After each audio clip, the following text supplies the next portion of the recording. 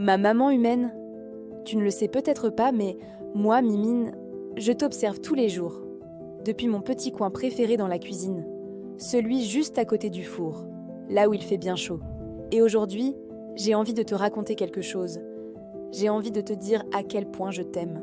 Tu crois peut-être que je suis juste une grosse chatte sibérienne à longs poils qui passe son temps à dormir, à réclamer des câlins. Mais derrière mes grands yeux tranquilles, il y a tout un monde rempli d'amour pour toi.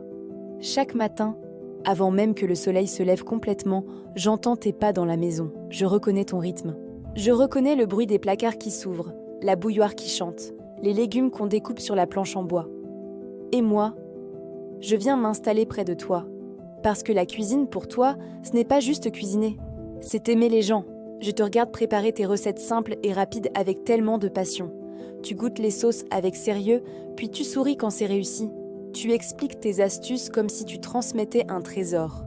Et parfois, quand tu filmes une recette, tu recommences 3 fois une phrase.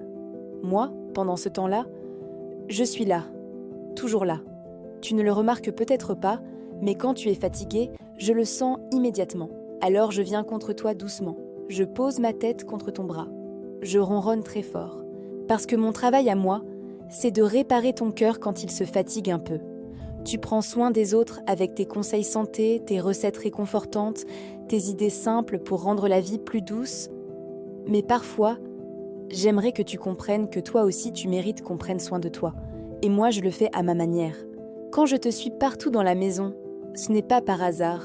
Quand je m'installe sur ton ordinateur, c'est parce que je veux faire partie de ton monde.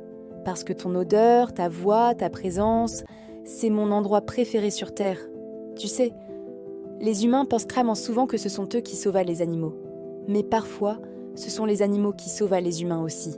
Je t'ai vu rire toute seule en ratant une recette. Je t'ai vu danser dans la cuisine avec une cuillère en bois à la main. Je t'ai vu continuer même les jours où tu avais moins d'énergie. Et malgré tout ça, tu trouves encore le moyen de donner aux autres. C'est pour ça que je suis fière de toi.